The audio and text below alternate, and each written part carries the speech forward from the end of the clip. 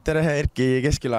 Täna kindel 4-0 võit. Kas oli see oodatud tulemus või pigem oli üllatus, et see näiliselt siis nii lihtsalt tuli?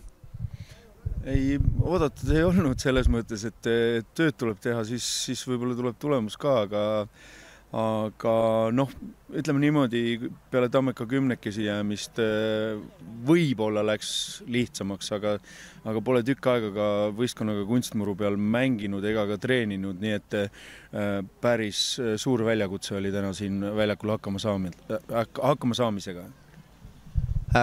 Tegi ka uus poiss nüüd debüüdi, kas on tulemas Premier League uus staar? Ei, no nii on praegu väga vara öelda, et ütleme viimase hetke tuleks siin ja võib-olla mina ei olegi äkki õige inimene praegu seda täpselt kommenteerima. Kokku sai lepitud, et mõned minutid täna saab, et see fitness tase ei ole veel, on väga kaugel sellest, millega rahul võiks olla. Kolmas koht hetkel, kas on veel silme ees esimene koht?